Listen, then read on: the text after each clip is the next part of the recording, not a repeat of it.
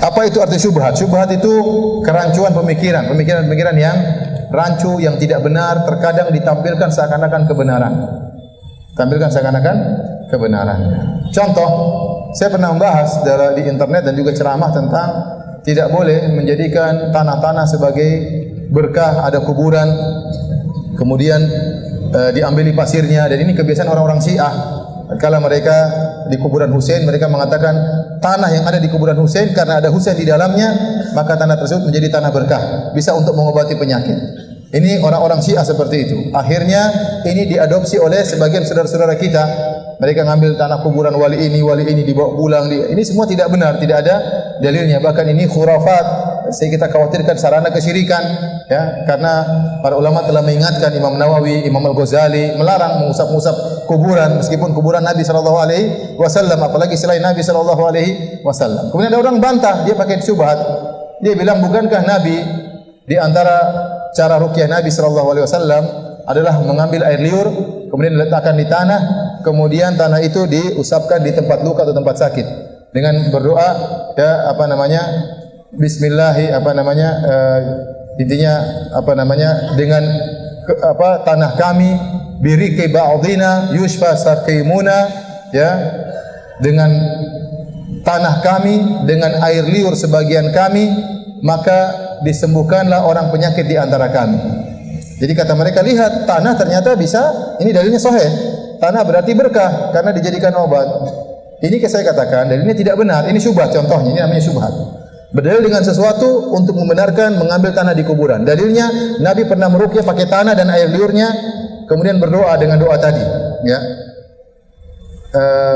Bismillahi turbatu ardina biriqati ba'dina yushfa saqimuna, yang artinya dengan nama Allah, dengan tanah kami, dengan air liur sebagian kami, maka disembuhkanlah orang yang sakit di antara kami. Itu doa Nabi, kemudian diusapkan kepada tempat sakit. Saya bilang ini dalil tidak benar. Ini namanya syubhat.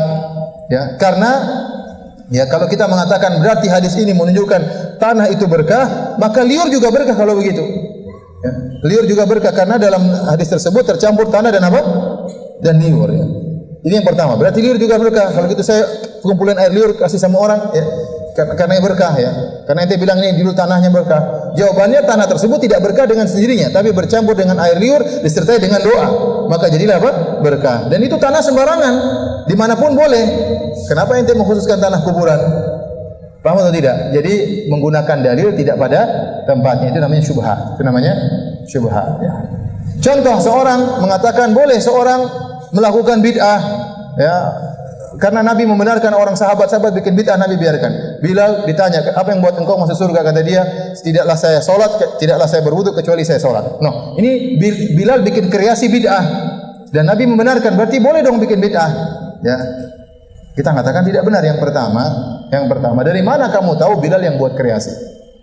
Bisa jadi Bilal pernah dengar dari Nabi sebelumnya, kemudian Bilal menceritakan, saya ini setiap habis wudu saya apa? Salat. Contoh, Nabi mungkin mengatakan kepada seorang, saya mendengar engkau di surga. Apa yang buat kau masuk surga? Apa amalan yang paling kau andalkan? Saya berbakti kepada orang tua, wahai Rasulullah. Apakah berbakti kepada orang tua karya dia? Tidak, tapi mungkin dia pernah dengar dari Nabi sebelumnya. Tidak ada nas tegas mengatakan ini karya Bilal. Tidak ada. Paham? Yang kedua, waktu Bilal jelaskan, Nabi benarkan. Ini namanya sunnah takririyah. Dalam masalah usul fikih ada namanya sunnah takririyah, itu sunnah pembenaran Nabi sallallahu alaihi wasallam. Karena terkadang sahabat melakukan sesuatu Nabi benarkan, terkadang sahabat melakukan sesuatu Nabi tidak benarkan. Nah, sekarang orang berdalil dengan ini, Nabi sudah meninggal dunia, bebas dong. Yang tukang pembenarannya siapa? Sekarang sudah meninggal. Paham, di zaman Nabi ada sahabat yang berkreasi dibenarkan. Kalaupun ada yang salah, ijtihad sahabat, ada yang dibenarkan, ada yang disalahkan oleh Nabi sallallahu alaihi wasallam. Nah, kalau kita berdalil pada yang Nabi benarkan saja, nah semua orang sekarang nanti bisa bikin bid'ah dong. Tukang pembenarannya sudah meninggal dunia, siapa? Nabi sallallahu alaihi wasallam. Ini namanya dalil tidak pada tempatnya. Sehingga dengan memahami seperti ini, boleh orang bikin bid'ah selebar-lebar, sebebas-bebasnya. Kita mau bikin sholat 3 rakaat setelah maghrib, sholat 3 rakaat setelah isya, kenapa dilarang? Coba kalau saya bikin kreasi saya, boleh atau tidak? Kenapa tidak boleh?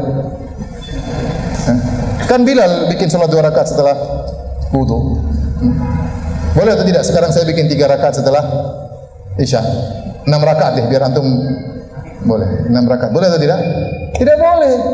Sekarang ada orang 2 rakaat setelah sa'i. 2 rakaat setelah tawaf ada. Ada orang Indonesia bikin 2 rakaat setelah sa'i. Boleh atau tidak? Enggak boleh. Itu berarti ente nambah-nambah umrahnya Nabi. Nabi tidak ada 2 rakaat setelah sa'i. Oh, kan boleh kita berkreasi, bila lagi berkreasi Ustaz. Akhirnya orang bebas seperti ini. Ini ngawur namanya. Ini namanya pendalilan yang ngawur, ya, tidak benar.